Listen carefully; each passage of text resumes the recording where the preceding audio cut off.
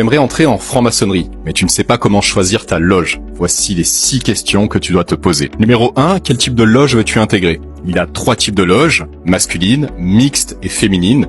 Demande-toi alors si tu préfères intégrer une loge unisexe ou une loge mixte. Numéro 2, qui serait pour toi le grand architecte de l'univers? Certaines loges exigent la croyance en Dieu, d'autres proposent celle d'un principe créateur, plus englobant, et d'autres sont complètement laïques et laissent le libre choix de croire ou de ne pas croire. Tu peux te demander alors ce que représenterait pour toi le grand architecte de l'univers, Dieu, un principe créateur ou une réponse libre. Demande-toi également si tu souhaiterais que ce grand architecte de l'univers soit mentionné ou non pendant les tenues. Et dans le cas contraire, tu peux toujours t'orienter vers une obédience laïque, peu importe ta croyance. Numéro 3. Veux-tu travailler sur des sujets sociétaux? Certaines loges travaillent sur des sujets de société actuelle, et dans d'autres cas, c'est carrément interdit. Et seul le travail symbolique et spirituel est permis. Et d'autres proposent un entre-deux. Alors demande-toi quel type de sujet tu souhaiterais aborder. Sociétal, symbolique ou les deux. Numéro 4. Quel courant t'inspire le plus? On peut entrevoir 4 courants maçonniques. Numéro 1, rationaliste, porté sur la réflexion sociétale. Numéro 2, traditionnaliste, axé sur le symbolisme.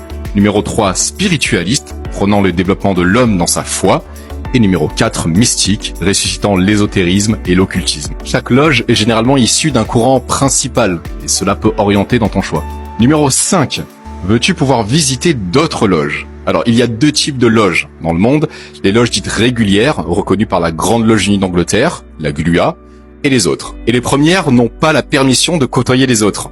Il y a une seule obédience régulière dans chaque pays, et en entrant dans une loge régulière, on peut ainsi visiter les loges de l'obédience régulière propre à chaque pays du monde uniquement. On ne peut pas visiter les autres obédiences de son propre pays. En entrant dans une loge non reconnue par la GLUA, donc non régulière, tu peux visiter les loges des autres obédiences de ton pays, les loges de ton obédience à l'étranger, donc pour les loges en France, cela se limite généralement au dom-tom, et les loges des autres obédiences étrangères avec lesquelles il y a des accords de reconnaissance. Et il y en a généralement beaucoup. Numéro 6. À quel rite souhaites-tu travailler?